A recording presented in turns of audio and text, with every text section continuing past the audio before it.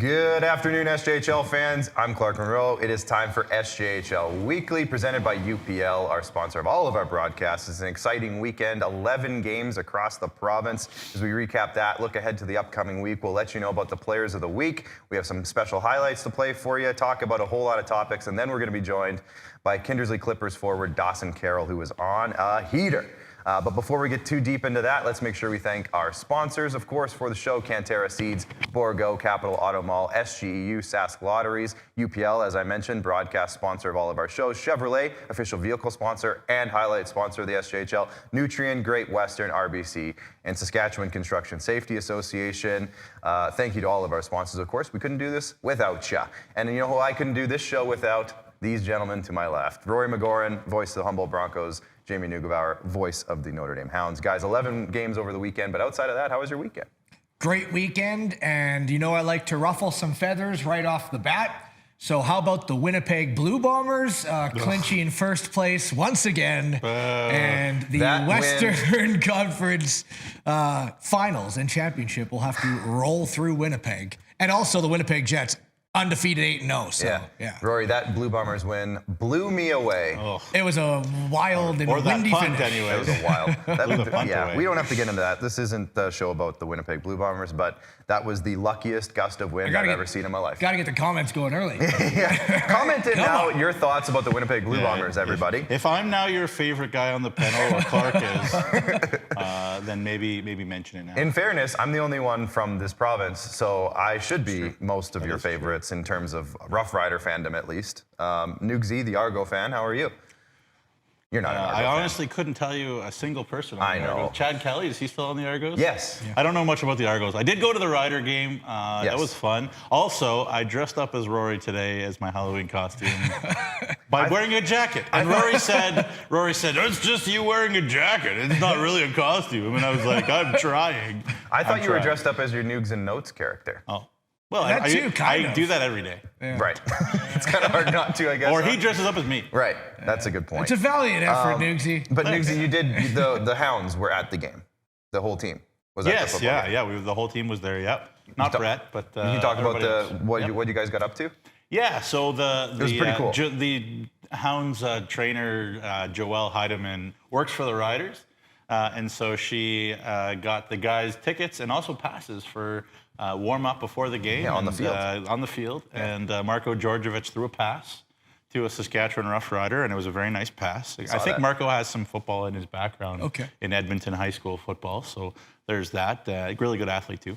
And yeah, it was a good time. And István, our assistant coach from Hungary, I don't think anybody explained the rules to him, so I think he was a little bit confused about what was going on. But why aren't they kicking it more? Well, yeah, and the last thing I'll say is that Tony Nolan, who's, of course, from a suburb of Chicago, had never seen Canadian football before, was very confused why the Riders were punting on third down. Early in the game when he literally stood up and was like, what's going on? The Riders do a lot of that, too. It's a bold strategy, Cotton. Let's see if it pays off. They're punting on third down. So before we get started, if you're watching on Facebook, please make sure you hit that like and share button, and make sure you comment in. We'll read your comments throughout the show. If you're watching on YouTube, hit like and subscribe. And again, comment away. If you're watching on Twitter, hit the retweet button. Sorry, X. And anywhere you are, just please make sure you're engaging with us, because we will try to read your comments throughout the show, and we just love to hear from you. And it helps us out as well, selfishly. It helps our accounts out. Let's have a look at our score recaps. We're going to start with Friday. It was a super Friday in the league, and this was a good one. There was a lot of goals being scored this weekend. Humboldt snuck away with a 4-3 win up in the Whitney Forum, and there's a trend there. We're going to talk about that a little bit later. The Melfort Mustangs beat Estevan in a wild 4-3 game. Quote from Trevor Blevins, guys, after that game: the wildest game in the SJHL he's ever been a part of, he thinks. Wow. So that's a little bit of a teaser there for when we talk about it. Notre Dame kind of spoiled Nipawin's night on Friday, 7-3 victory on the night that Nipawin retired Greg Clausen's jersey, which is a big deal for them, an awesome night for the Hawks organization. Weyburn and Melville, what a barn burner that was, 1-0. That was quite the game. Kindersley, talking about quite the game, 13 goals scored in this one, 8-5 over Yorkton. Battlefords with a 5-3 win over LaRange. On Saturday, Flin Flon finally got that win under their belt at home with a 2-1 win over Humboldt. Melville snuck away with a 4-3 win against Estevan. Weyburn got a 5-3 win over Melfort as Melville and Estevan just kind of swapped locations. Melville, Estevan, Melfort, Flint, Weyburn, they all just kind of swapped locations from Friday to Saturday. Yorkton beat Kindersley in a revenge game 5-4, and then Battleford's won again 5-4 over Laurent. So guys, a lot of goals scored over the weekend, some big numbers being put up. Players of the Week was a lot more fun this week than it is some other weeks because there were so many numbers to look at. But let's start with the headlines here as we go to Redemption Dogs, number 1, and that's Yorkton. I was going to say, we're really setting the bar high with these headlines this week. Yes. I think we knocked it out of the park. I love all of these. Yeah. So we really have our work cut out for us moving forward. Yeah, we've set the tone for the rest of the season. Yeah. Standard has been risen. Redemption Dogs obviously play on Reservoir Dogs, the movie. The Yorkton Terriers, after it's not a scandal, but their off-ice thing that went on with their forfeitures last week, they come out on a 4-game road trip. Maybe a good time to get out of town. Yep. 4-game road trip, get 3 wins on the weekend. We didn't talk about it. Who wants to start with this one? Yeah, I'll start here. I mean, yeah, since the forfeitures, they've won 3 of 4 games on not an easy schedule at all, like a very hard schedule in Laurent, in Flin Flon, a couple in Kindersley. Those teams are all playing pretty good hockey, and obviously Kindersley especially playing very, very well, especially in their rink right now. But yeah, hey, big time kudos to that leadership group led by Jerron Denoyer. They keep finding ways to win tight games. They win by blowouts. They've got weapons up and down the lineup. You talk about one of the top lines. I love looking at what lines are doing really well as a combination, because we can get caught kind of saying, oh, this guy is lighting it up. But they will always say, and you guys know this, I can't do without my teammates. Right. I can't do without my line mates, and it's absolutely true. And Vinay Junek with Jerron Denoyer and Dustin Renus now have been really, really good. They've been put together since that the forfeiture kind of thing happened. That's 4 games ago in Flin Flon, and they've combined for 18 points over those 4 games. So they've been a big piece of the offense for a very talented and deep Yorkton Terriers team, as we've talked about a lot. But nice job, no excuses, Rory. And you know, being around young guys, you know, these are still 17, 18, 19, 20-year-olds. You know, distraction can be an easy thing. But the Terriers have done a nice job not letting it be a distraction. Yeah, 100%. It was a 6-game forfeiture, 3 of which was wins. And we looked at the standings afterwards. It dropped them from 1st to 9th place in the SJHL standings. Now, it doesn't take away anything from how good the Yorkton Terriers are as a team, and it never will. But what it did do is that could have been a huge mental momentum changer, as it completely drains you, not of the confidence of how you can play on the ice, but taking away things that you've already accomplished based off of, you know, a managerial kind of error throughout those 6 games. But it shows how tight this group is, and it shows the mental fortitude of this group, that it didn't let it deter them. They go back out on this 4-game road trip, and yes, it might have been good for them to go on the road, but when you're struggling and being like, ah, darn, you know, we lost 3 wins, we're now out of the playoffs, it can snowball quick. You're on the road, not with your home support fans trying to cheer you on, and you gain 6 out of a possible 8 points right back on that 4-game winning streak. Mental fortitude. I was super impressed with the Redemption Dogs, the Yorkton Terriers, about how they bounced back immediately. You know, I'm sure they were talking to each other. I'm sure Emery Olison was, you know, talking to his group, you know, hey, guys, got let down, but let's not let that define us. Let's not let that deter us from our main goal. And they didn't on this road trip. They were incredible. And 2 things. We had some, I'm going to say some response when we put the power rankings out last week. How come Yorkton stayed up? They just forfeited all these games. It, like you said, Rory, it didn't affect the way they were playing. And power rankings are about how a team is playing and what they've been able to do on the ice. And to me, that didn't affect anything, and that's why we decided to keep Yorkton higher up in the power rankings last week, and why they'll probably be up there again this week, is because the forfeitures don't really affect that part of it. Second thing, just came to my mind as you were talking about the feeling of what it would feel like losing those wins. You ever play a video game for like 2 hours and forget to save it, and your video and it crashes, and you have to start all over again from where you started?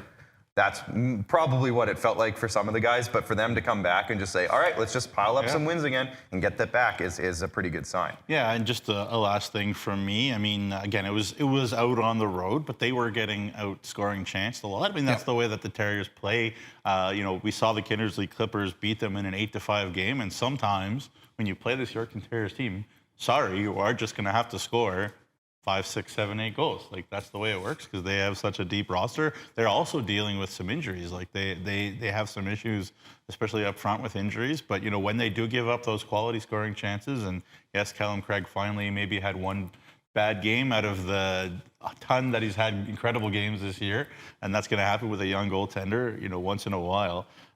You know, they're still finding ways to win hockey games, and again, no excuses for them. Big time kudos to them. We kind of said that in the season preview show, that their forward group was so potent, we thought so coming in, that they're going to be able to outscore some defensive issues if they do have it, having only Harrison Aldridge and Riley Cormier back as their two returning defensemen. Not a lot of SJHL experience there.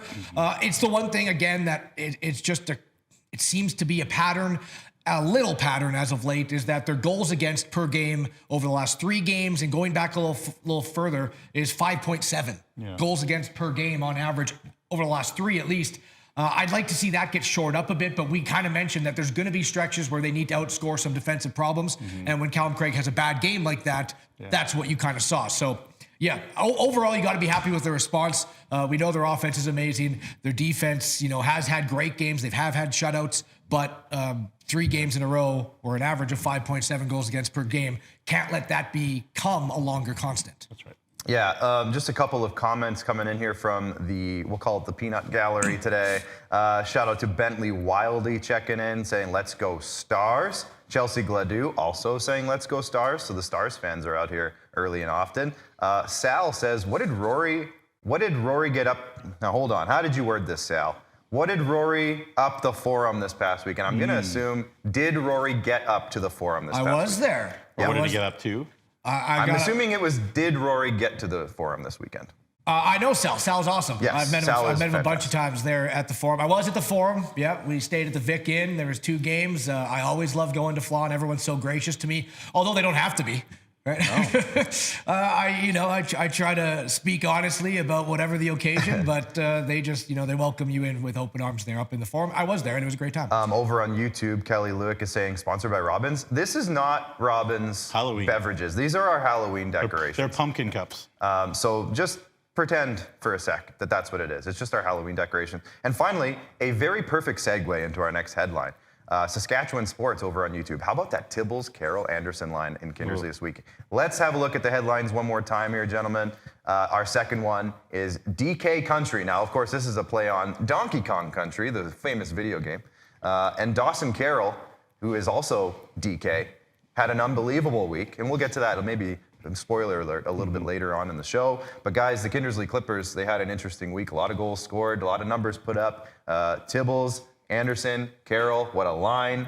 Nugsy talking about lines. Yeah. There's one that's doing pretty well right now. Yeah, 23 points in their last 3 games. And look, I don't think, again, I was talking to Clayton Jardine pre-season, before the season, and he was talking about how he was hoping that he would have less games like this, where it is end-to-end and scoring chances and whatnot. But they're still playing really, really well, obviously. In this 2 series, actually, there was a lot of penalties, almost 200 penalty minutes in the game on Saturday between Yorkton and Kindersley. But yeah, the Carroll, Anderson, Tibbles lines, there's 3 powerful puck-protecting guys. All 3 of them are veterans. And of course, the big thing in this game, and maybe a mini storyline in this game, fellas, is the fact that Keenan Ingram, back in Kindersley to play for Yorkton against Shane Tibbles, who was traded for Keenan Ingram from Fort McMurray. So there's a little bit of, serendipity, Trivia. whatever. But there's, some trivia. But lots of odd man rushes, both ways. I'm sure how Emery Olason or Clayton Jardine drew it up, an 8-5 kind of classic junior hockey game. But, over those 2 games in Yorkton, I think the Kindersley Klippers, for the most part, still continue to play within their systems, play within themselves. 30-19 were the quality scoring chances for Kindersley. They pumped 88 shots at the Yorkton goaltending over the 2 games, which again is a good sign. But yeah, lots of odd man rushes, but again, still Kindersley playing very good hockey overall. Yeah, you got to be so impressed with them, and you said it right, playing within themselves, because they came into this season with not a single player with point per game junior A experience from a year prior, and you don't see that often for a team that you expected, and in our season preview show, to be a riser, right? So how do you overcome not having that experienced point per game go-to guy that's going to bury goals when you need to count upon them? And it's a group effort, right? It's a group effort that everyone's buying in, and it's the way they're playing. This headline, DK Country. Obviously, DK is the nickname of Dawson Karol, who we're going to be interviewing later in the show.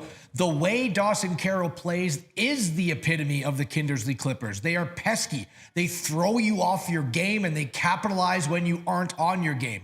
Kind of like Matthew and Brady Tkachuk-like style hockey. They just got a lot of players that are effective at doing that. Yeah. Their opponent PIMS, which is the amount of PIMs that your opponents take in games against you, is the highest in the league, 336. So they will knock you off their game. They will get under your skin. They will put you into places where you don't want to be, and then they will capitalize on it. That's the way Kindersley's playing so successful hockey. They've tied for the most wins in one-goal games this season with 5. That's also the Melfort Mustangs, who have 5 one-goal game wins. A +2 goal differential and a +50 shot differential. Those aren't big numbers, right? When you're playing 13 games, +50, you're not out shooting everyone on every given night. +2, obviously, you're not outscoring everyone on every given night. But they just take you to a place you don't want to be, and that's where they want you, and then they capitalize. Yeah, that's right. I think you're absolutely right. I think, people talk a lot about this idea of being a hard team to play against. And for me, that's, 3 things. One is, are you being physical? Are you doing those little extra things? Are you maybe pushing the interference line? Are you moving a guy out of the way? Are you back checking back to the blue paint? All these little things, the physical element, and then there's the element of discipline. Whether you're not taking penalties, the other team is taking penalties. Kindersley is walking that line. We don't really talk about Kindersley being in penalty trouble, but they are pest type team, and they do it hard. And then the third thing is, and I think this is really, indicative of their superstar on the back end. Of course, we can talk about him as much as we do, and we still wouldn't talk about him enough if you ask me. And that's Jackson Herchak, who's having just a marvelous season. Points, not because he's overreaching or looking for them or cheating for them. He's just playing within the framework of the Clippers. He's getting ice time and opportunity as a 07 birth year and a D1 commit. And if he's not at Team Canada West, the World Junior A Challenge, forget about this Warman thing. If he's not at the World Junior A Challenge, I think something's gone horribly wrong. But they just, they play within themselves, as we talked about, and they're disciplined in their decision making. They, their D move the puck simple and quick and early and easy and often. And they just have listened to what Clayton Jardine has taught them, and you love to see it. I just saw the words goalie controversy. Kelly Lewick bringing it up. Now, Kelly's our lead designer here for the SJHL broadcast. Yeah. And Kelly's a goalie guy, and he likes to stir the pot. I'll answer it. Yeah, is there a goalie controversy? I mean, the thing is, it's a tough game back for Cody Jamin, who allowed 4 goals on 18 shots. But we can't expect a guy with that type of injury to come back in his first game. And I mean, maybe he could. He's Cody Jamin. He's very, very good and stopped 40 of 40, right? He didn't. So what? So be it. Yeah. Brett O'Halloran came into this season unknown besides anyone outside of the Kindersley organization. And he ran with the bell. He picked up 9 wins for the Kindersley Klippers, was arguably the best rookie, maybe outside of Jackson Herchak, from the start of the season until now. And I don't think Brett O'Halloran would really be too frustrated to understand the fact if Kindersley gives the reins back to Cody Jamin. He's the 20-year-old. He's been there for 3 years. Might have he earned more opportunity to play behind Jamin? Yes. But if Kindersley goes back to Jamin, their 20-year-old netminder that they wanted to roll with before the injury, that wouldn't shock me. I don't think there's going to be a controvery at all. Yeah, no, I agree. Like, I think, again, we don't know. Probably we should reach out to Jardine, and he's usually very honest with us. But, I agree. I don't think it's a thing where, Jamin will have not a heavy load from now on because O'Halloran played well. But I think O'Halloran earned himself maybe more starts than that was in the plan, in the notebook. Correct. Clayton Jardine before the game. So you nailed it right there. But O'Halloran comes from a great family. Obviously, his big brother, former Brooks Bandit in the AJ, and won national championship there. So his family's a known entity for sure. And I should also mention Nathan Clayton, who's really good for Kindersley too when they needed him to come in, and he's moved on, and he was picked up by Nipawin over the weekend, and we're not going to include that in Nuge's notes because it's not a trade technically, so we're not going to call it that. But a little bonus Nugs in there. I really like that pickup for Nipawin. I think he's a wonderful goaltender. That's a really big pickup for Nipawin, who's searching stability. But his AAA numbers are absurd. Yeah. Nathan Clayton, really, really good. Yeah. Let's go back to the headlines now, because our next one is Rink Whitney. Now, of course, that's the play on Pink Whitney, the popular adult beverage by our friend Ryan Whitney and Paul Bissonnette. And we're going to talk about the Whitney Forum, guys. This is what we're talking about. What's going on up there? We're just not used to. We've been talking about it on the show now for a couple of weeks. We're just not used to maybe seeing these types of results early on in a season from Flin Flon over the last several seasons.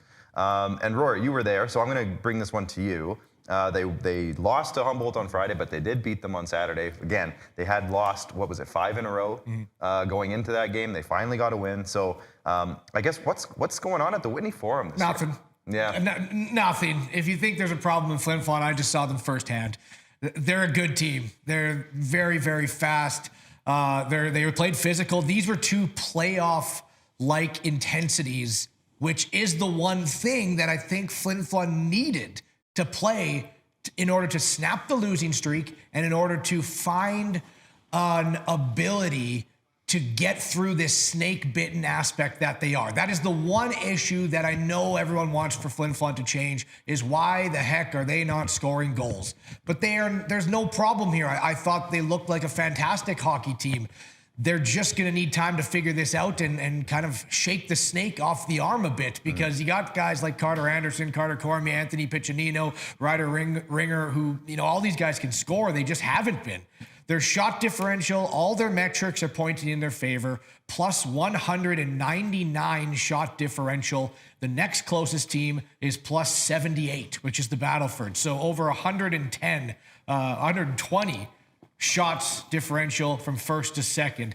Yes, I know, Nugsy, you said that the Flin Flon guys get trigger happy. I got 2 things for you here. They've played 8 home games and 7 away games, so it's basically split, and they still have a plus 199 differential. And also, Ledge Weber there in Flin Flon, their Zamboni driver and maintenance man, he said, make sure you tell Nugsy that when you go back and do the show, that I made sure to double clean the pane of glass behind the nets. So our shot clock keepers make sure to get the right guys, because I think Ledge and a couple other people took offense that they like to pad the shots there a bit. You can't say we don't make a difference. You can't say we don't make a difference. Well, that's it, right? And I don't say that they took offense. I'm taking it as a compliment that they listened to the show. They watch it intently. And honestly, like watching these games a little bit and listening to Rob Hart's great call, which it always is, and he's always very balanced and unbiased and does a terrific professional job. I have to think that maybe whether they got upset about it, I think they did something about it, because I think the shot clock was very accurate. It was very accurate this weekend. Very accurate. So maybe I helped. And maybe I gave them some tough love, and it worked out. So let's go with that. I totally agree. But at the end of the day, I saw Flin Flon look like a very, very good hockey team. They're having trouble scoring goals. And old coach Scott Barney, when you're always told me that when you're looking at a guy who may be in a slump, and this is an individual player, I don't care if he's not getting the goals. I don't care if he's not getting the points. Is he getting the opportunities? Is he getting the chances? Because if he's not getting those, now we're worried about him. Now we're worried about him if he's for some reason not getting the shots towards the net, not getting the right areas and the opportunities. The Flin Flon Bombers are getting the right opportunities. They're just not capitalizing. I'm not worried one bit that'll change. And like, just to finish up on that point, like I kind of mentioned that there were some visible signs of frustration from Carter Anderson at times this year. Whacking his stick on the ice and that kind of thing. When you have an elite player and a competitor like that, it's when he doesn't care that I'm more concerned. Yeah. The fact that he's cared so much all this year, that it hasn't gone in, but he's still getting the chances, he's still working, I think that's a better sign. Yeah, and I mean, I've said it. I said it last week on SJHL Insider. We've talked about it lots. The panic level should not be there necessarily yet, and once they get rolling, they're gonna get rolling. I don't know the exact metric, but just from the eye test and watching it, Carter Anderson I think had 24 shot attempts in 2 games. So like he's right where he needs to be. Yeah, with his speed, he generates so much. And they will eventually come. And I'll just reiterate what I said at the top of that segment again. Flin Flon, I think, needed these 2 games. They needed that intense, close-fought, 1-goal game, having Humboldt have a comeback effort, and then a 1-1 game into the third period, and Flin Flon ends up winning 2-1. Let's see what happens to them now. Mm-hmm. I think those were the recipe. 2 perfect games, a good game from Kenny Marquardt, getting Matthew Keeper in, which goalie, what's the word I'm trying to look for? Bringing a Pushing each goalie other. in, pushing each other, exactly. Yeah. Could be really good for Kenny Marquardt as well. Let's see what happens to Flin Flon following those 2 games. Not that he wasn't pushed by Urbani, because Massimo Urbani was also having a very good year. But there you go. I would not be shocked if they go on about a 5 or 6 game winning streak now. Yeah, and I mean, last year we saw it with Kenny Marquardt. You know, Harmon Laser-Hume was in there, the 20-year-old, the guy who's been around for a while, and Marquardt's numbers were otherworldly. So let's just have a look. Like you said, could be a thing. I know Sal, he actually commented back to you. Oh, yeah, what did you eat? What did I eat? What did you at eat the Whitney at the Forum? Whitney Forum? I had to have the donair poutine, right, which is one of my favorite in any building. And then on Saturday, just a coffee and some matzo sticks. But the donair poutine was on Friday. Matzo sticks, there you go. Sal also said best hidden D-man pickup this year is Max Chakrabarty of Weyburn. Just hang on. We're going to talk about that. We're going to talk about that in a little bit. Let's bring up the headlines because the next topic is Lord of the Wings. Now, of course, it's Lord of the Rings. It's a play on Lord of the Rings. If you didn't know that, I mean, holy cow. But speaking of Max Chakrabarty and the Weyburn Red Wings, let's talk about the Weyburn Red Wings. They got a couple of big wins, Melfort and Melville this week. They did lose earlier in the week to Humboldt, but it was overtime. And they just snuck into the SJHL top 20 this week. So, Nugsy, maybe I'll start with you with Weyburn. I mean, I guess, Rory, you saw Weyburn earlier the week, but you guys can both talk about it on your own time. Well, I'll just They're still doing great quickly things. start. It starts with goaltending for me. I know we talk about their glittering array of weapons, and yes, they have a glittering array of weapons. We could talk about it all day. But the fact that Daza Mitchell has been sensational the last 3 starts. Last 3 starts for Daza, .958 save percentage. Last 3 starts for Zoli the goalie, .964 save percentage. So if you're getting numbers like that, you know, good luck to the other team. And Rory, like you tell me, like, is there a more fun team to watch in the league this year than the Weyburn Red Wings? They're incredibly fun. And then since we're going with Lord of the Wings, I thought I'd do some comparison here. With 1 wing to rule them all, 1 wing to find them, 1 wing to bring them all, and in Crescent Point Place, bind them. Yeah. Well, who yeah. Who protected the ring? We're going to get copyright stricken for that. No, I changed ring to wing. You're right. J.R.R. Tolkien is right watching. On it. He knows what he's doing. J.R.R. Tolkien's watching everything we do. So who protected the ring, right? Yeah. You know, Lord of the Rings. It's Frodo and Samwise, right? They're the main protectors, main carriers of the wing. Well, that's Zol and Daza, right? That's your Frodo and your Sam, is Zol and Daza. They're carrying the bulk of the load. They're facing a lot of shots. They're 2 of the best goaltenders in the league. Who's your Legolas? Who's your sniper, the bow and arrow guy? Well, that's Ethan Dike, leading the league with 11 goals. Sniper. This might be my favorite thing you've ever done. and finally, who's Aragon, right? Who is Aragon, the return of the king? Well, I don't think they'd be where they were without the return of their leading scorer. And now their leading scorer again, Jerome Maharaj. So Aragon, the return of the king, Maharaj, Legolas, the sniper, Ethan Dike, Frodo and Samwise, Zol and Daza. Lord of the Wings. Is Cody Mapes Gollum? Or who's Cody? He could be Gandalf, I guess, but he needs to grow a beard. There you go. Yeah. He can grow a beard. I like that. First of all, it's Aragorn, not Aragon. There's another R in there? Yeah. Okay. I didn't want to thought say it was anything. pretty decent. And also, it was wonderful. As Clark said, one of the best things you have Might done. be ever. But other than giving me all those beverages maybe a couple of weeks ago, that was also really cool. But, and then the second thing that I'll say is Jerome Maharaj, Team Nostradamus member, who was clear with you last time saying that he did not tell me that he was coming back. I agree. I believe him. There you go. I believe him. Yes. Yeah. I gotta rewatch that trilogy though. It needs to be like a once a year rewatch. It's like a 12-hour thing. We don't need to make a big thing of this, but I did see some videos on it over the weekend, and I'm like, oh, I should. We should do a thing. I think we're gonna have to have. Could have had more comparisons if I did it as my prep prior to the show. Yeah. Cody Mapes, Gollum. Photoshop people, get on. We saw the comments too from Kelly Lewick. He was talking about how the Flin Flon Bombers probably lead the league in posts. Right. It's probably true. And I also should say Kelly Lewick, I don't think anybody other than maybe Bryce, who's in the back, watches anymore. Anybody on earth watches more SJHL hockey than those 2 guys. They just watch and watch because they cut the highlights presented by Chevrolet. And yet, are they in first place in the fantasy? Have we done an update? We got to do an update. We'll do it next time. Because here's the thing, I was a little worried. I think I was tied with them last time you guys did an update, and then I think that some of their guys went on a hot streak. Yeah, well, Dustin Arenas. But the big switch on that one could be that they have Well, their goalie's Ethan Farrow. Yeah, so Craig's kind of taking away a few points. We'll see. I think they're still in first, though. Yeah, it's right up there. The IKS it's not me. Odds I'll tell you that. Odds and ends, fellas. The last topic of the headlines. We don't have to worry about bringing up the graphic again, but let's start with the Estevan Bruins. Yeah. Well, first of all, I watched a lot of that Melville game. Estevan Melville that's coming up here.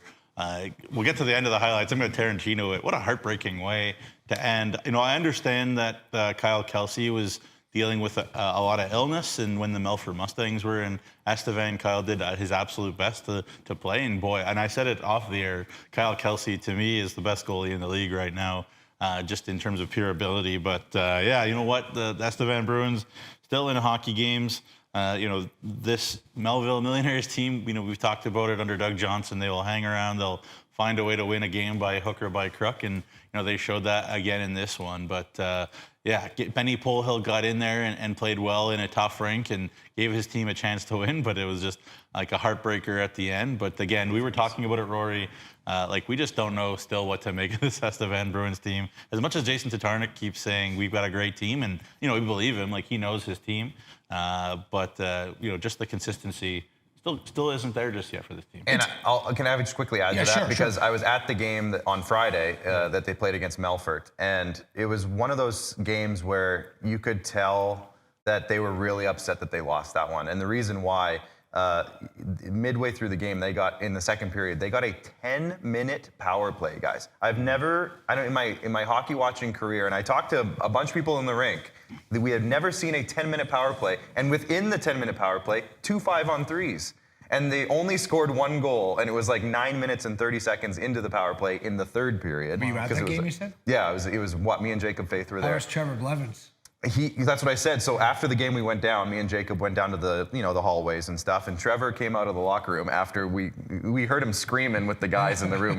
He said that was maybe the wildest SJHL game I've ever been a part of in my life. Yeah. And that's saying a lot because he's been around for a while. Yeah. So anyways, it was a fun game. It was wild, but it was one of those games, like you said, with Estevan. It's just like they got to find that consistency, and I think in some point we're going to have to see somebody's going to have to step up. And I know that I don't mean to put a spoiler alert out there, but they might be making some additions to the roster in the next day or two here. We'll just stay tuned. There's some stuff going on. Well, speaking of additions, Luke Brunin made his debut there for Melville, too, down from the Portland Winterhawks. Yeah. So, did you have a quick note on the Battlefords North Stars? Yes. Well, just quickly again, like every time, we look at the stats every week and see who scored and whatever. And for Battlefords, it's always very balanced. And they played Larange and won twice. 2 games, hard-fought games at the Mel Hagelin Uniplex, but. Nikita Ivashenko, Rory and I talked about, he is as fun as anybody as there is to watch. Just a shark. I was kind of comparing him to the way Connor McGrath played for Humboldt a couple of years ago. Obviously, Nikita Ivashenko with, pro Swedish experience. He looks like a pro hockey player. Yeah. Like he just plays a pro-style game. He plays heavy and fast. And Justin Merrick, whether it's pretty or not, and, it's not always pretty with him in terms of the way he plays goalie, but he makes the save when the Battlefords North Stars need it. And they just keep winning for Marty Smith. Good for them for finding a way. I know they lost in Melfort. They haven't played at home in a while as well. So good for Justin Merrick to get out on the road with the boys and, get some camaraderie. But, Justin Merrick keeps making the save, and they keep finding a way to score enough goals. Speaking of fantasy, Nikita Ivashenko is my highest regret of not taking a certain player. He's number 1 on my list right now. If we do have a supplemental draft where we're allowed to grab a couple more players, I think he would be number 1 on my board right now. There's a few guys out there, yeah. Speaking of Battlefords doing well and moving up the standings, let's have a look at the standings. This is the league standings here. We're going to look at the division standings later on in the show, but just for right now, as you can see, Melfort still sits at the top of the league there with 10 wins in 13 games. Goes to Weyburn and Melville tied at 19. Kindersley at 18. Humboldt Battlefords tied at 17. Again, Battlefords has moved up quite a bit. Yorkton has snuck their way back up a little bit since they lost all their points from those forfeitures. They have 16 points. Flin Flon is sitting in the 8th spot, the last spot in the playoffs right now with 13. Larange and Estevan at 11 and 10 respectively. Again, Estevan has only played 11 games, so they are the least amount of action so far this season. So they have a chance to catch up. They have some games in hand. Notre Dame and Nipawin down at the bottom, they were 6 and 5. Did you have a point? Yeah, I mean, can we put that back up for a second? And because of what we're going to do in the third segment, whoa. Pardon me. Hello. Because of what we're going to do in the third segment, I went back and I watched our season preview show, and then we made some predictions. So in the third segment, we're going to see if we want to stick or change with those predictions. I just want to give a shout out to us and our season preview show. I agree. Because Weyburn, we had riser. Melville, we had riser. Kindersley, we had riser. Humboldt, we had faller. Battleford, we had faller. Yorkton, we had riser. Flin Flon, we had faller. Larange, we had riser. Estevan, we had faller. Notre Dame, we had riser. Nipawin, we had faller. Every single one of those teams have did exactly what we said. That's why they pay us the bucks. Exactly. So I was very, very impressed. And I looked at the standings. I was like, that's pretty darn good for 25% of the season. As of right now, technically, Melford's a riser. What did we say about Melford? Well, we said Melford, they won the championship. Right, so they can't, So I think we both agreed for the championship, you have to pretty much say faller, but we thought regular season-wise, riser. I said the same. Division-wise, yes. I said the same, and they're stabbing first. Yep. And they won the league. I guess we know what we're talking about. I just very, very quickly, I want to shout out Spencer Borsos for his performance at the cage in Nipawin. I know the score said 7-3, it was 7-0. Notre Dame at 1 point, but the game did not look like a 7-0 game. Right, sorry about that. I said that earlier and I totally blanked on that. No, it's fine. Spencer was marvelous. Couldn't happen to a nicer, better kid. He takes his craft more seriously than Mr. Borsos in that for Notre Dame, and Nika Jean looked wonderful too, just trying to get into the Warman Showcase team as well. So hopefully Mike Reagan paid some attention there. Did you say we're going to look at the division standings later in the show? Yeah. Okay, I'll save the final point for later in the show then. Let's have a look now. The highlight of the week. Now this one, Rory, was actually suggested by you earlier this week. It seems like it was like a month ago, but it wasn't. It was just 6 days ago, back on Tuesday, I believe, right? Oakley McIlwain's overtime winner. It's a great one against the Weyburn Red Wings. Broncos win the defensive zone draw beautifully by Banoche, and that'll start them off with the puck. McIlwain to Banoche. McIlwain's calling for it for the stretch pass. He hit him. It's McIlwain. Breakaway scores! Oakley McIlwain on a breakaway and buries it. And the Humboldt Broncos are going to win it in overtime.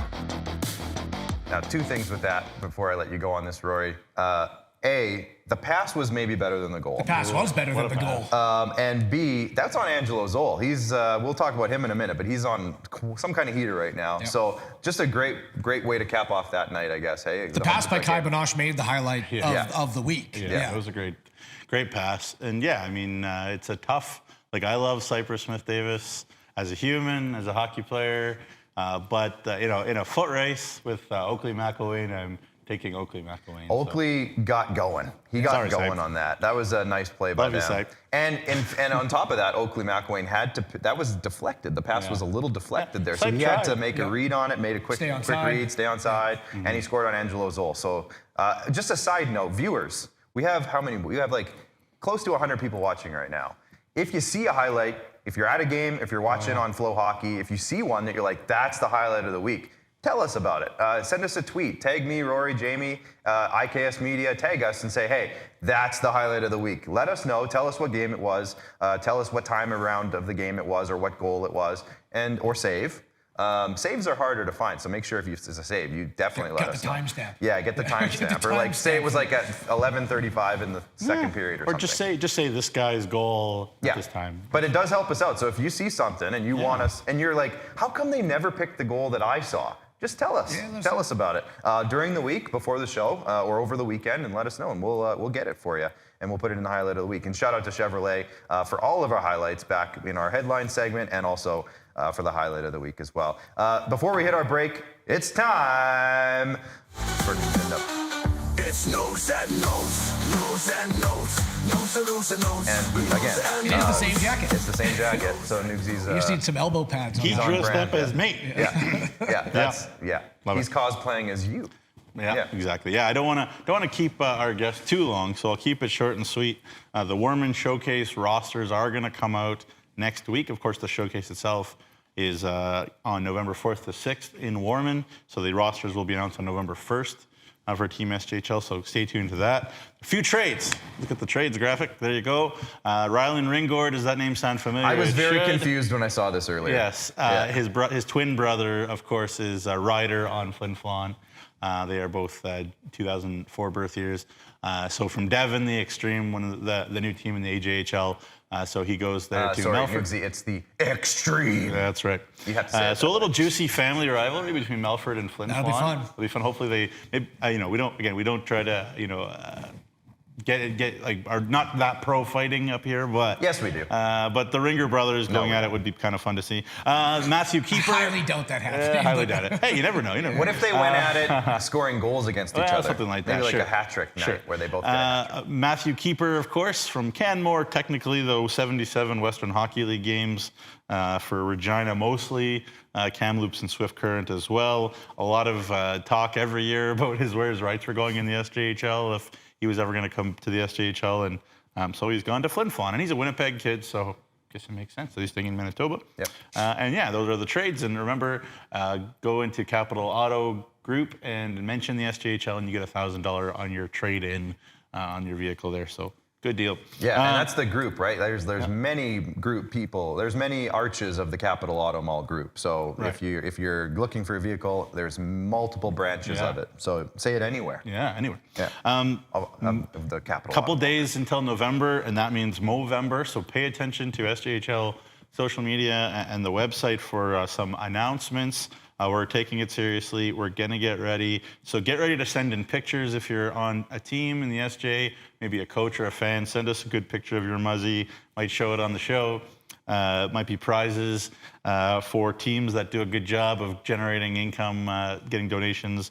And we will also have QR codes for you to scan and go to your team's Movember page around the SJHL. I think there's going to be 13 teams, 12 SJ teams, and the staff, I guess, around here. But I'm guessing Rory and I, if we're going to be part of it, we're going to be for Humboldt and Notre Dame in that competition. Now, we have one of the most legendary mustaches in the business in Kelly Lewick, who we've referenced a few times. He's going to be on Team IKS as probably our leader. Hold on, though. See, that was my question. Are there rules? And I've supported in years past, but I never know if it's a breaking the rule or not. Right. Are you allowed to carry an already existing mustache into November? Like, I'll shave the beard. Am I allowed to keep this, or does it have to be fresh? Now, we're getting fresh shave. We're saying fresh shave. 31st. The problem with me is I suck at speed growing. Nugsy can grow like that. Overnight. He shaved before the show started. So he's like this. Remember the scene from the Santa Claus where he shaves and then his white beard pops up? Like, I don't know. That's Nugsy. I can't do that. It takes. This has been like over a month.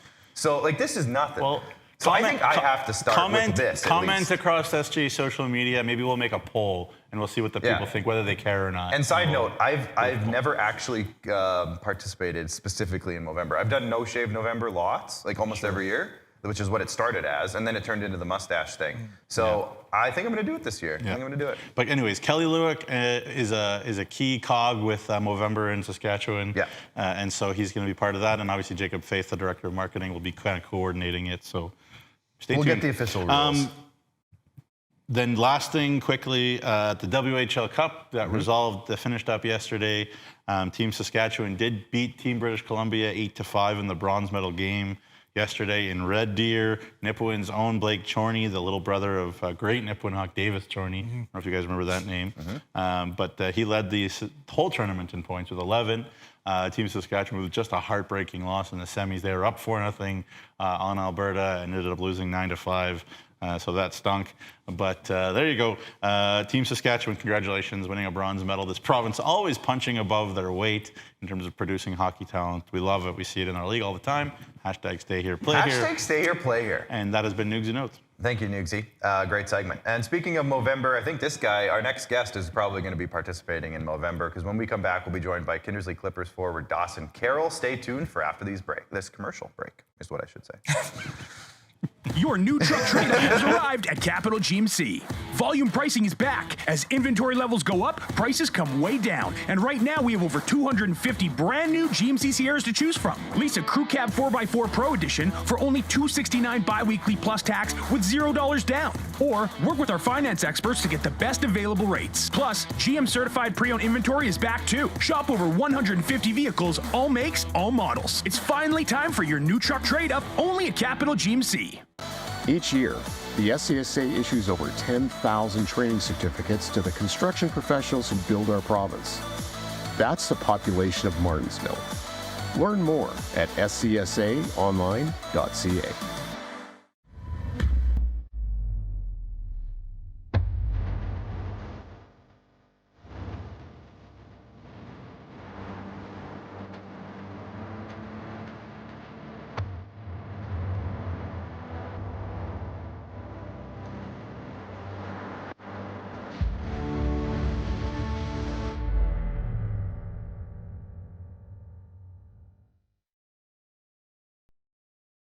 In a year where Amazon sold its first book, Alanis topped the charts, and the Frappuccino became cool, we were there. Trusted by the Saskatchewan construction industry since 1995. Learn more at scsaonline.ca. As a student, things can pile up fast. Ouch. But the RBC Student Banking Bundle makes back to school easier with up to $275 in value. That's a whole pile of takeout. Introducing SaskTel Student Saving Tips. Tip number 138. You could build your own pallet furniture. So you're living on your own. You gotta save money by building furniture with pallets.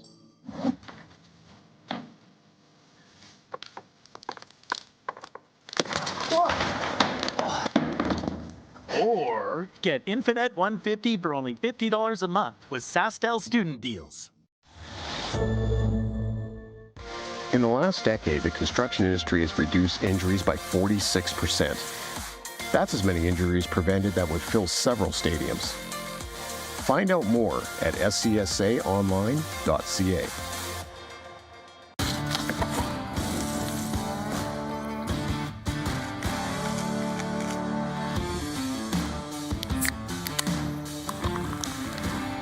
Original 16. Celebrate things done well.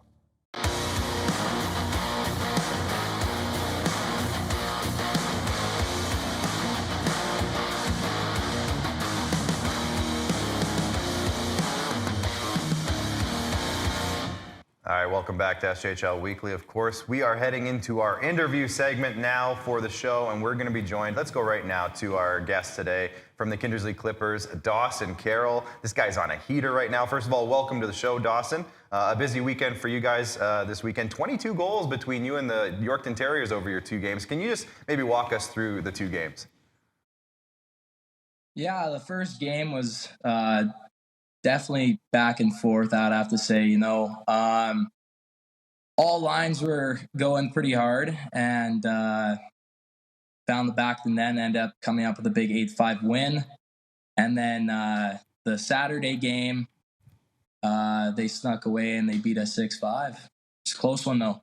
Yeah, absolutely. It was the fans at the Inner Pipeline Arena got their money's worth, that's for sure. Now, one thing we always joke about, though, is that the fans like those kind of games, but coaches and players don't always necessarily like those kind of games. What was the vibe around the locker room after, let's say, Saturday's game? Yeah, after Saturday's game, the guys, we were pretty upset because we think we deserved that one. We outshot them pretty bad in the third period. Just a lucky bounce at the end of the game, but the guys were pretty mad, and we take it to heart because we need these games at home. Yeah, for sure. Now, a 4-goal game doesn't come along all that often. It kind of seemed like you touched the puck, and every time you did, it ended up in the back of the net, Dawson. Is this your first ever 4-goal game, and does the puck feel different on your stick right now or something? Like, what's going on with your game that all these pucks are going in? Yeah, I got to give a shout out to my line mates. We got a really good line going there right now. And no, I actually shortened my stick about like an inch. So that's probably the only thing I changed. No, just opportunity. I'm getting out there more, and the opportunity's just coming, and yeah, everything's working out right now. I kind of got a two-parter question for you here, Doss. First question, take me back to Sunday. I know that was a while ago. or Monday, I should say, but the school day game, Notre Dame's in town, it's a noonday. It is rocking in there, obviously, with the kids going ballistic. How would you compare that noise to Whitney Forum noise? So that's 1A. And 1B is, what did you learn on your runs to the finals there with Flin Flon that you hope to bring to Kindersley? So the noise there on Monday versus the noise that you got at some crazy nights there at the Whitney, and just what you try to bring from those Flin Flon runs to the Kindersley room. Yeah, so the noise, I would compare it like that game was very loud, and that's probably the closest I've gotten since Flin Flon. So it was, yeah, I would say it's very, very close. And then, I just try and bring my experience, obviously. I've been there. I've been to the last 2 SJHL finals, and I just try to bring the experience and what it takes to win, and show the guys everything that they need to know. Hey, Dawson, I'm not sure if you caught the beginning of the show, but when we were talking about the Kindersley Klippers, I said, the way Dawson Karol plays, it seems to be the way the whole Kindersley Klippers are playing, right? They get under your skin, they bring you into a game where you don't want to be, and then they capitalize on it. If that's the style of game that you love to be a part of, I just want to know kind of, how much fun you're having this year playing with the Kindersley Klippers, that the game gravitates towards a style that really suits you. Yeah, the biggest thing for us this year is we want to be a very gritty team, and we try to get everyone involved in that and understand that as much as possible. Because obviously, when you're being gritty, you get more chances offensively, right? So, me personally, I'm having a ton of fun. That's the funnest way to play hockey, right? Is get gritty, get underneath people's skins, and score goals. Mm-hmm. Dawson, you started your junior hockey career in Junior B, which, is it doesn't always happen where now you've played in 2 SJHL finals and now you're a leader on your 20-year-old year. There's a lot of kids right now that I think should look up to you as a great example of why hard work just pays off. Can you explain your path maybe, and how maybe taking the path that you did benefited your game today? Yeah, so when I was 18, I was with Flin Flon, and then I got Junior B carded. So I went down and I played Junior B with Pilot Butte Storm, and ended up actually winning a championship in Junior B. Then as a 19, I went to Flin Flon, played my 19 year in Flin Flon. Not getting as many looks as I would have hoped. And then as a 20-year-old, the transition to Kindersley, obviously, has been probably the best decision I made. Gained a lot more looks, a lot more opportunity, and my confidence just has went through the roof, and it's a lot of fun to play here. Great organization, great fans, great coaching staff, everything. Yeah, for sure. Of course, that Pilot Butte team coached by Drew Kosher, who's now the assistant coach there in Estevan. So I know he loves you. I was talking to him a bit. I know he loves you a lot. Just talk about your line. You talked about that opportunity. It must be, a ton of fun. I know it must be amazing to be a Flin Flon Bomber, as well. But just the situation, you get to play on a line there with Shane Tibbles and Zach Anderson, 2 guys that are very experienced. You're very experienced, so the 3 of you guys know what you're doing out there. But other than kind of being old, because that doesn't necessarily help you. What does that line do so well that helped you guys put up 23 points combined in your last 3 games? Yeah, I think me, Andy, and Tibbs, we really understand each other out there. It's easy to make plays. It's almost like you know where the guy's gonna be, and he's always in the right spot, right? I think, yeah, again, just our experience all together is working good. And, Andy's a very skilled guy. Tibbs is a very skilled guy. And they work hard, and we forecheck and turn over pucks, and the goals are going in right now. Dawson, correct me if I'm wrong. Do you have family in Kindersley? No, I don't. Oh, you don't? Okay, I thought someone was saying that you had a few family members in there, and I wanted to know, or maybe close by the area, just kind of what it was like to wrap up. But no family near Kindersley? No. Okay. Well, all right then. He's got a lot of fans now. You got a lot of fans in Kindersley. Yeah. Well, I mean, into Kindersley, they're all fans. I got to go back to my source then and let them know that they were mistaken. Give them a few of these. There are no family, just a lot of fans in Kindersley. I do have one more follow-up question though before rapid fire, and probably Nugsy does as well. But I want to talk about Brett O'Halloran, right? Because you are one of the veterans on the team. It seems that Kindersley has a lot of guys that, maybe they've been overlooked throughout their career. Maybe they're guys that, have to kind of punch through a shadow in order to get a look at. And you guys are proving everyone that you're a team to be reckoned with. Cody Jamin gets hurt, right? We don't know a lot about Brett O'Halloran. What did you see from him and kind of his demeanor for a rookie goaltender that knew that he had, hey, I got my chance, but it's a lot of weight to carry here with a 20-year-old going down just in the room? How did he let you guys know, I got this? Yeah, as being a young guy, Brett really stepped up to the plate, and it was impressive to watch. All the leaders on the team were like, "Wow, this guy's like, he's stepping up. Like he's here for." No, he just would mention everything like, "Hey, I'm here for you guys. I'm gonna shut the door tonight." Everything like that, and we start winning games, and we're like, "Oh, Brett, like, keep this up," kind of thing, right? Mm-hmm. So. Yeah, for sure. Last question from me. I'm sure you're I know for a fact that your practices are extremely hard. Jardine and Tyler Traptow are two extremely competitive, intense individuals and coaches. So I'm sure you guys go hard at each other in practice. But take us onto the practice ice. And how much fun, and I mean that as a joke, is it to try to forecheck against Jackson Herchak and try to get him to make the wrong decision, even as a veteran?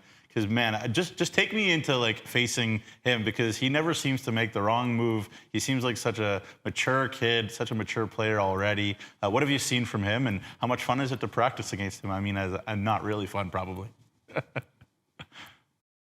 Yeah. Going up against Herch in practice is sometimes dangerous. Like, he might just lay you out right there on the ice. Like, he doesn't... might just drop you in center ice. No, Herch is a very skilled guy. Moves the puck, unbelievable, good skater, got a great shot, and he takes almost like a leadership role on the team because he's good and he's making plays, and other guys can almost look up to him, right? So it's pretty hard going up against him in practice. All right, Dawson, I know you've watched the show before. It's time for Rory's Rapid Round presented by Elbridge. Dang, I love that. I got a bunch of them here for you. Obviously, when you were in Flin Flon last year, it seems that, it was almost a rivalry against every team because every team wanted to knock you guys off the pedestal. And then it's kind of new when you get to go to a new team and experience which other opponents really amp up those teams. Have you experienced one in Kindersley that's kind of separated itself that, these games mean more? I'd probably go Humboldt. Humboldt, yeah, divisional rival. Yeah, Humboldt's been battle for pretty much all the division rivals, I'd say. Yeah. They call you DK in the dressing room there. Of course, your initials. Who is your go-to Mario Kart character? Is it DK? No, it'd probably be sometimes I go for the mini Donkey Kong, but I'm more of just probably a Mario guy. Okay. Do you guys got one? I'm a Toad guy. Me too. I'm Toad as well. I'm a Toad guy. I'm Toad as well. We're three Toads. I don't know if that's a good thing. We talked about your style of play, right? It's gritty. You want to get under the opponent's skin. You want to throw them off their game. You want to bury 4 goals a game. Who doesn't? If you had to pick one player, and I mean this all in the polite and team member way, one player that maybe gets under your skin on the Kindersley Klippers. That you're like, And which Perlinger is it? No, I'm kidding. I'm kidding. Here's the thing. I was talking to Perlingers yesterday. I'm like, it's crazy how I'd play against you guys and we would always be bickering all the time, but now we're on the same team so we can do it together. I would say it's got to be Cam Perlinger. See, it is one of the better ones. Okay. Point Nugsy. It's not. They're so effective at what they do. They're such good young players, but man, do they make other teams, aggravated, which it's working. Yeah. It's working 100% for the Clips. Yeah. All right, I got the trivia question here for you. You got a 4-goal game recently. You have 3 multi-goal games prior in your SJHL career. Obviously, one of them was the game before your 4-goal game. Do you remember the other 2, who they were against, and what goalies you scored them on? Mm.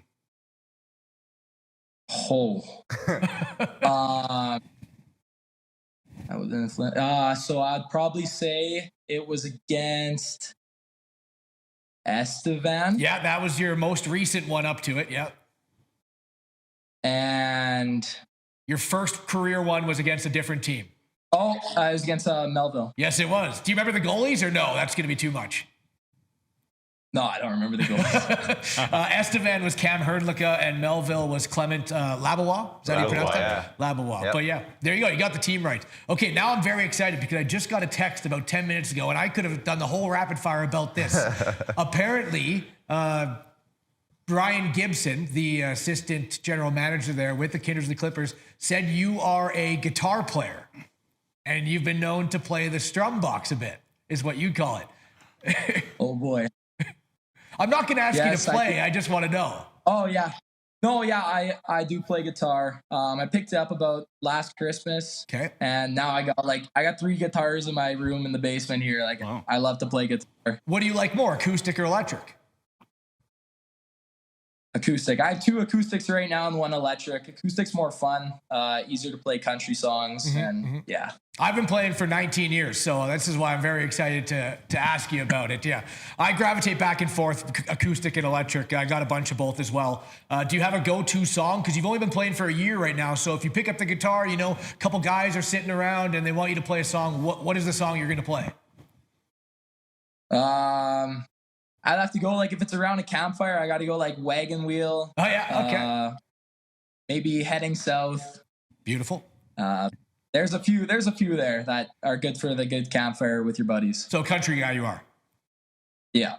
Beautiful. Okay, well, I'm going to have to develop a new show, find more SJHLers that are musicians as well, and then we'll do a show where we can, you know, build a song together and see how that comes out at the end. Would you be down for that? Oh, 100%. All right. Appreciate it. That was Rory's wrapping around. Rory, there's a movie about that. It's called School of Rock. Anyways, Dawson, keep up the good work, my man. Good luck the rest of the way here, and maybe we'll chat with you down the road. Sounds good. Thank you very much. All right, that was Dawson Karol of the Kindersley Klippers, newest member of Rory's family band. Yeah, that's a good idea, though. That's a great idea. We sit down, we either try to write a song or just cover a song. Yeah. I've been playing guitar poorly for 21 years. And then at the end of the show... I don't know how to play guitar, but one time I taught myself how to play Smoke on the Water. Oh, yeah. Yeah. That's usually because it's one like dun, dun, dun. It's really easy. Usually the top 3 songs people start with. Yeah. Stairway to Heaven. No, we're not doing that. Okay, we're going to hit a break. And when we come back, we got Players of the Week. We got a little bit of fun and predictions to go through and a whole lot more. Look ahead to the rest of the week, all that kind of stuff. So stay tuned till after the break. The Chevrolet Silverado 1500. Advanced power and capability to tackle the long hauls. Style to make a statement on the streets. Visit ChevroletOffers.ca to learn more. Each year, the SCSA issues over 10,000 training certificates to the construction professionals who build our province. That is the same population as Weyburn. Learn more at scsaonline.ca.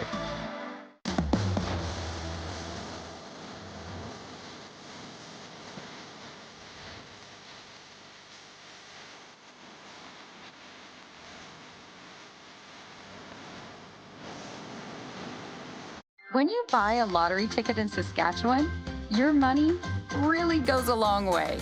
More than 12,000 sport, culture, and recreation groups receive funding from Sask Lotteries every year. Everyone wins. Safety excellence is possible. Hundreds of Saskatchewan construction companies have achieved national certification with the SCSA. Find out more at scsaonline.ca. My name is Kyle McIntyre, and I'm the commissioner of the SJHL. We have 12 teams spread out all over this amazing province. 12 teams that hit the road for a combined 324 season games. We take hockey players and we make them better. We make them better at hockey and better at life. That's what the SJHL is all about. We have a great league, we have great teams, great ownership, the best fans, the best partners, and the best sponsors.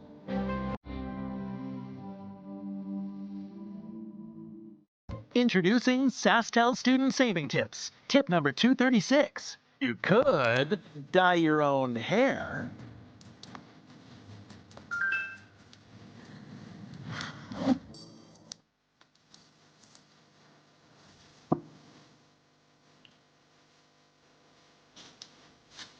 Or you could save up to $20 a month on a new wireless plan with SaskTel Student Deals.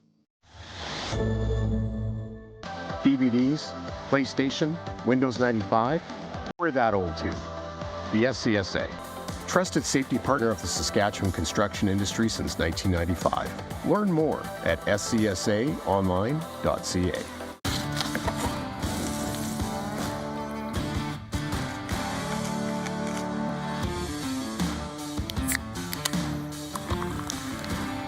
Original 16. Celebrate things done well.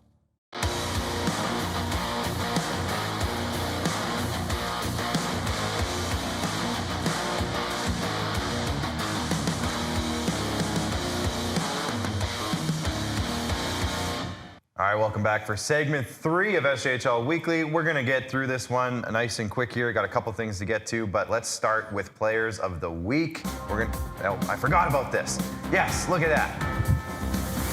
I forgot there was music to that, so as soon as that hit, I'm like, oh no, what did I say? What did I call for? Players of the Week. We're going to start with the SGEU MVP of the Week, and we just talked to him. I didn't even mention it to him. I should have told him. Anyways, Dawson Karol is your MVP of the week, boys and girls. Nugsy, let's start with you. Yeah, Connor Tate will make some beautiful social media thing, and then he'll be fine and happy about it. 6 goals in 3 games, 4-goal night against Yorkton. Don't need to say much more. No, the guy had a great week. And we'll go to the Borgo forward of the week. We don't have to go very far because it's his line mate, Shane Tibbles. Shane Tibbles, 9 assists in 1 week. Rory, maybe you want to go to you? Yeah, he's got the Oppo Cy Young stat right now. 0 goals, 11 assists throughout his SJHL start, and 9 of them this week. So, he's a good player on a Kindersley Klippers that, you know, they'll outwork you on many nights. If they can get a guy like this who can help set up some more goals, even more dangerous. Yeah, he skyrocketed up the assist leaderboard this week, that's for sure. We'll go to the Super U D-Man of the week, and this one's the Weyburn Red Wings, Max Chakrabarty. Nugsy, you won't shut up about this guy. What do you about that? I mean, it's already his second Defenseman of the Week award this year, and he and Dallin Oxelgren as a pair have been harping on it forever. One of the underrated defense pairings in the SJHL right now. Obviously, they got some great forwards to just throw the puck to. Obviously, they do a lot more than that. But Max has been great. He came in with a lot of confidence after a great year in the KI, and he just continued to run with it. So good for him. And I didn't mean to say you don't shut up about him. You just say nice things about him. That's all I meant. It's true. I think he's awesome. And sticking with the Red Wings, we're going to go to the SaskTel Goalie of the Week, and we've talked about him a lot this episode as well, Angelo Zoll. Guys, he's had an unbelievable October. 7 starts. He's 6-0-1. He has a .948 in the month of October. Yeah, I think, is this his 3rd goalie? Definitely second. Daza got it the 1 week. Well, no, Daza got MVP it's of the week. It's the 3rd week in a row that we've had a Weyburn goalie. There you go. So Zoll, Daza, Zoll. And second for Zoll. Yeah, I mean, it's Frodo and Sam. That's who they are. It's the Lord of the Wings. Yep, love it. They'll roll. Cody Mapes, sorry for calling you Gollum earlier. My apologies. Father wasn't here when we did that segment, so he's laughing at it. Cody won't get offended by that. Cody is Gandalf. Let's say Cody's Gandalf. You shall not pass. That's what he's saying to, well, he should say the opposite to Jerome Maharaj Cody would love now. that. He should say the opposite of you shall not pass to Jerome Maharaj. He starts scoring some goals. Yeah. You know what I mean? Now we're talking. We're going to stick with we're moving on to the Yorkton Terriers for IKS Media Rookie of the Week, and it's Vinay Junek, who's had another great week, a goal in all 4 games on the road. Yeah, him with Renus and Denwy have been a really good line. Local boy as well to the Yorkton area, had to go away to Princeton in the KI and did a great job there and comes in with a lot of confidence and clearly shown it, given the opportunity here for Yorkton, and he's really taken advantage of it. So good for you, Vinay. And you just mentioned it. The Cantera Seeds Saskatchewan Player of the Week is Dustin Renus. This kid is also on fire. I beg you guys to find me somebody who's on a bigger point streak than this guy right now. 10-game point streak, Rory. Yeah, with 14 points in that span as well. And I do, when you hit big, with your last pick in the draft, like the IKS, what's their team name again? The Crusaders, yes, did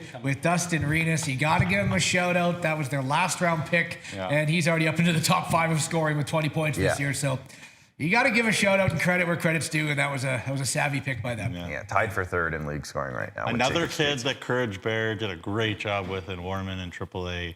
And here he is doing great things in the SJ. There you go. So many of those Warman kids coming to the league now. Yes, so that was Players of the Week. You can check out the article on sjhl.ca right now if you want to see some write-ups about each of these guys, but there you go. We're going to get into some predictions now. Before the season started, we did a little bit of a prediction series in our season preview episode where we did some over and unders. But this week, we're not going to so much focus on that. We'll touch on who you guys picked, kind of, but we're going to just straight up predict who we think will end the season as the leading categories of the ones we're about to get into. So let's first off look at the league's leading scorers as of today. Now, before the season started, we talked about who we thought would be the leading goal scorer. So you guys can see who's on here right now for the top goal scorers. There isn't anybody outside this list that's really pushing their way close to the top. There's a couple maybe that are near it, but this is pretty much wraps it up pretty good. Do you guys think anyone on this list is going to be the top goal scorer by the end of the season, or is there somebody else you're looking at? Well, I said to start the year, I said Carter Anderson, and he still could, but I did not know that Ethan DK was coming to the SJHL. So 11 goals in 11 games. Ethan DK is a terrorist in this league right now, and he is going to be the top goal scorer in the league at the end of the year. We actually never predicted goal score. We predicted top score, like points. Okay. In the season preview show. So I lied. not going to do a hold or fold right now, because we didn't predict the top goal scorer. I'll go with a guy I see in close and personal, and Jacob Streetsy. 10 goals in 13 games. Right now he has all the opportunity, and I'll change goal scorer. Not change it. We never picked it, so I'll pick goal scorer. Let's go back to points though, because I know you did your prep on this one. So it's okay. Who did you do for points? We both picked Carter Anderson in the season preview. Are you going show. to stick with that? Just for the sake of my fantasy team? Yes. Yes. I really expect a solid 40 games for Carter Anderson to jet right back up to the top. I saw his opportunities. He had 24 shot attempts throughout 2 games. I'm going to stick, just for the sake of my fantasy, with Carter Anderson. He needs to make up a lot of ground, though. It's been a slower start. I'm going to change, and just because, for the sake of the segment, I'm going to stick with Ethan DK at the end of the year. Right now, a guy who needs to just stay healthy is Jeff Hammond. He has second highest points per game. If he can just stay healthy and stay in that lineup, he's got 14 points in 8 games. That guy is a sneaky dark horse candidate. I'm just going to say top D-man. Now, what did we say for D-man? We just straight up said the leading scoring D-man. We did say leading scoring D-man. So here's the top 10 defensemen scoring right now. Look at these young guys coming in here. Jackson Herchak's up there. We got Thomas Reese from Yorkton up there. Gavin Granger from Battlefords is up there. But there is also the vets, the Ty Thorntons, the Nicholas Andrusiaks, the Trey Fouquets. Who did you guys say at the beginning of the year? I said Oakley McIlwain. Yeah, also on this list. And I said Cole Tanchuk.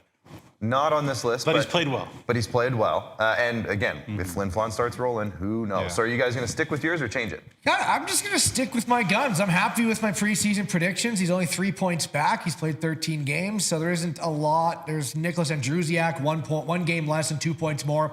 I'm going to stick with my guns. There you go. And say Oakley McIlwain, only 3 points back. Yeah, well, I'm going to stick with the same team, and I know he's on the top now, so it makes it look easy, but Trey Fouquet is going to keep getting the opportunity being a big-time trigger man on the Humboldt power play. That I think is going to keep getting more and more cohesion, because we forget how many guys the Humboldt Broncos also lost that were key offensive guys for them last year. As they keep getting cohesion, Humboldt will keep getting bigger goals as well, so I'm going to go with Fouquet. Yeah, I'm going to go with Nick Andrusiak. I think he's going to keep going with Melfort, and as that team just continues to strengthen up, look out. Top goalie. Now, I think for this one, we kind of said like over-under with goalie save percentages. We did both we pick a top over-under. goalie? We both picked a top goalie. We did, okay. Yes. So this is the top goalies. Now, this is sorted by save percentage, just for sake of argument. That's what we sorted it by. So there are some goalies with fewer games played on here, but that doesn't really matter necessarily. There are currently 6 goalies over 9-10 save percentage and 2 very close, and that was the argument that we made before the season. It was 5.5. Yep, and we are currently sitting at 6 with 2 right there. We're good at what we do, I guess. Me and Nugsy both said under. Yeah. There will be under 5.5 qualified goalies. You got to be a qualified goalie. Right. Under 910, or sorry, over 910. Yeah. By the end of the season, and right now there's only 6. So if one drops out, we become right. If it stays like this or grows more, we become wrong. On this list, the only one I can see that would drop out, unfortunately, is maybe Massimo Urbani, with the way the Flin Flon Bombers goaltending situation is working out right now with Matthew Keeper coming in. He wouldn't be a qualified He wouldn't goalie. be qualified by the end of the year. Yeah. However, you see a guy like Justin Merrick, he's right there. He could pop in there, no problem. Logan Falk is right there. He could pop in there, no problem. But let's just go with top goalie, guys. What do you think? So I said Cody Jamin. And again, I thought he was going to play more, and he had that injury, I think, the day before we did our season preview show that I was unaware of. So I need to change on that because he's already 13 starts behind in the run that Angelo Zoll is on for the Weyburn Red Wings, and I don't see Weyburn slowing down in their potency of picking up wins, which often bodes well for a top goaltender. So I will change into Angelo Zoll. I'm folding. Yeah, I mean, folding for Zoll. Fair enough. Yeah, I'm switching or folding, whatever it is, as well. I picked Kenny Marquardt, and again, like Kenny, you played really well there up in Humboldt, really but again, it's going to be a big time timeshare up in Flin Flon. I think it's a timeshare, big time in Weyburn as well. At least at the present time, we'll see what happens moving forward. I'm going to go with Christian Coombs in Melfort, who has answered every question that anybody has asked about him there, and obviously they do have Madden Malacca there, but I think Malacca is relatively clearly the backup to Coombs right now in Melfort, so I'm going to go with Coombs. I'm also going to go with Coombs, but I'm just going to throw a shout out. You mentioned him earlier, Kyle Kelsey from Estevan. He is so talented. I saw him against Melfort on Friday. Me and Jacob Faith were there, and he's a talented goaltender. So just let Estevan start cooking and see what Kyle Kelsey does. And we should mention, it wasn't on that board, but Brett O'Halloran does lead the league in goals for wins for a goalie with 9. So that's true. And games played, I think, too. Am I mistaken in saying that? Or I think Borsos might be more. Borsos has more. Let's look at the leading rookie scorers right now. Now, Nugsy has a bit of an asterisk for the top one, Nikita Yevashenko, who, yes, he's a rookie, but he did play some professional hockey already. So and at the World Division 1B World Juniors for Ukraine. So is he a rookie? We'll debate that as the season goes on. It's not up to me to make rules. But here is the list, though. Sorry, does he fall into what the SJHL's rules I think as a rookie if you haven't played 14 Junior A games before the season. Yeah, so I think technically yes. So, but then pro you could, hockey doesn't nullify it?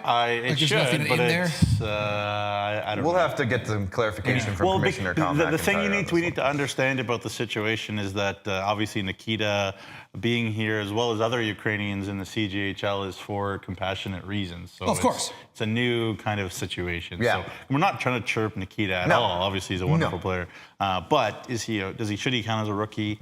Let us know in the comments. Yeah, let us know. We'll talk about that as the season goes along. But anyways, here's the list as of today in terms of the top rookies. Did we do a rookie in the preview show? No. So who do you think? We'll just go with it now. Who do you think will be the top rookie scorer? Age plays a large factor. You've seen in years past. If you have a 19-year-old defenseman like Max Chakrabarty, who has even more points than a 2007-year-old defenseman like Jackson Herchak, I think more people lean towards youth. So I'm going to say Jackson Herchak right now. Well, yeah. I mean, in terms of rookie of the year. Whether that means he has the most rookie points, I don't know. But points Jackson, are weighed heavier than everything else. Yeah, but still, like I think it's in Jackson Herchak's pocket, and could somebody else maybe steal it for sure? But for me, it's got to be Jackson Herchak right now. Well, what wasn't on that board as well is you got to watch out, and if it continues, if they get more playing time, Brady Holtvolt and Callum Craig are rookie goaltenders. So is Brett O'Halloran. So is Brett O'Halloran, yes. Rookie goaltenders could be a sneaky little change there, just to keep an eye out for those guys. That's a good point. And if Raiden Zacharias gets back for Team Moneyman, who I made my first round pick, if you remember correctly, in the draft, I'm sure hoping that he goes on a run as well. Finding loopholes. Underrated goalies, Maharaj, rookie, Nugsy always Love you, gets Kelly. it. Now let's bring up the division standings, and this is as of today. Now, I had a funny earlier because I was looking at this list, and I'm like, Kelly Lewick upstairs, he's our designer. He made this graphic, and I was like, Kelly, those aren't their records, you silly goofball. But that's the past 10 in the middle for each of these teams. He wanted to illustrate if teams are hot and if they're going up or down. Yeah. So that's smart. Yeah. Well done, Kelly. Yeah. Great job. He's a thinker. I laughed because I was like, well, that doesn't make any sense, but that's the case. So we have Weyburn and Melville tied for the top of the Viterra with Yorkton. Estevan's coming up, though. They've played well in their last 10 games. Despite their 500 record, they have played well. The Sherwood division, Melfort's running away with it right now, but Flin Flon, they could figure it out, no problem. Larange is going to battle, we know that. Nipawin's at the bottom there at the moment. The Nutrien division, Kindersley and Humboldt and Battleford's, man, we'll talk about a battle in that one.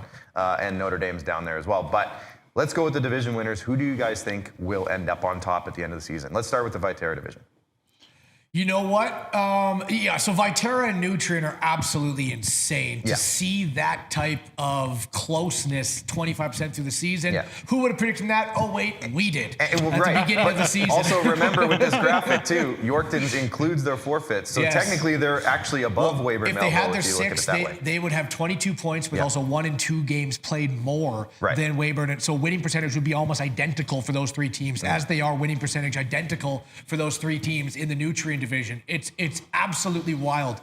I'll do quickly all 3 of mine, and if Nugsy wants to. I said Yorkton would win the division. I said Flin Flon would win the division. I said Humboldt would win the division. Call me crazy. I'm sticking to my guns in all 3. There you go. There you go. Nugsy? Yeah, for the Viterra, I said Melville is going to win the Viterra. I'm going to stick with Melville. I just think that they win hockey games crunch time. But who knows with the Viterra? Who really knows? The Sherwood division, I also picked Flin Flon. I'm going to switch that. I'm going to switch that to Melfort. I think it'll be very, very, very close. But I'm going to stick with switch to Melfort. And then in the Nutrien, I still think the Humboldt Broncos are the best team, top to bottom. So I'm going to go with keeping the Humboldt Broncos, who I picked. Yeah, I don't know if I made picks, but I'm going to go with Weyburn just so we have one of each of the Viterra division ones. You're going to pick Larange? I'm going to go with Kindersley. Yeah, I'm going to go with Larange. Actually, you know what? Screw it. I'll go with Larange. Let's do it. Hey, they've been good. And I'll go with Kindersley. So much credit. It's going to be a great. So much credit. It's going to be a great stretch, though, guys. We have a lot of great hockey and exciting. The parity in this league, we say it every year. I know maybe it sounds like a broken record, but the parity in this league this year, I feel like it's higher than it's been. And I think what it's going to lead to is some really interesting playoff races coming down the stretch. Let's have a look at the schedule going forward here as we move into the rest of the week. Larange is in Humboldt. Melville's heading to Nipawin. Kindersley is going to be in Notre Dame on Tuesday night. And then on Wednesday, Nugsy, it's not Kindersley again in Notre Dame. It's Larange. She thought it was Kindersley twice. It's not. And then Flin Flon and Melfort. Talk about that division. We were just talking about the Sherwood division. Look at that. That's a big 2 points on the board. Guys, what are you looking forward to this week? Yeah, I mean, Friday night at the Inter Pipeline Arena, Weyburn, Kindersley, they got couple games there between 2 exciting, scrappy, hard-playing teams there. Kindersley and Weyburn are there 2 more fun teams to watch in the league right now. There aren't too many more, so I'm watching those 2 rivals go at it. Yeah, nothing really specific in terms of the game. I just wanted to point out again when we looked at the division standings there that the teams that are not in the playoffs, right? None of them really made up ground last week. Notre Dame won. Well, they won a game, yeah, but Larange has lost 5 out of the last 6. Good news is they play 4 games this week and have a chance to bounce right back. Estevan has lost 4 out of their last 5. 1 was overturned. It was one of the Yorkton forfeits, and then one of them was in a shootout. So they're 500 point percentage in their last 10 points. Notre Dame lost 4 of the last 5 games, and Nipawin lost 4 games in a row. So yes, you are seeing a lot of parity. Yes, you are seeing, the top 8 right now are beating each other, which makes it very difficult if you start to fall 8 to 10 points out of the playoff race, and then these teams are beating each other. There's no 4-point weekends, and you're going to now need to win 70 to 80% of your points in order to catch those teams that are beating each other. So just to keep an eye out for that, because this parity is going to start creating a line somewhere. Yeah. And if it's the playoff line, then the teams below it are in trouble. If we can bring up the league standings graphic just one more time there, Steven, just to see what he's talking about there, and just maybe elaborate what you said again, Rory. Yeah, so, if Humboldt plays Battlefords, Humboldt beats Battlefords, and Battlefords beats Humboldt, they both go to 19 points. Now Larange, if they only get 2 out of a possible 4 points in a weekend, they're still the exact same amount of points on both of those teams. They don't gain any ground against those teams. It's still a 7-point separation, right? So, and I don't see a lot of those 8 teams beating, Weyburn's on a 10-game point streak. I understand that, but you're going to have a lot of teams splitting weekends. You're going to have a lot of teams going 3-3, which just makes it hard if you don't win 5 of 6 for Laurent, Gestevan, Notre Dame, and Nipawin to make a charge. Yeah, exactly. It's going to be a tough go for some of those teams, but it's going to make it all that much more fun.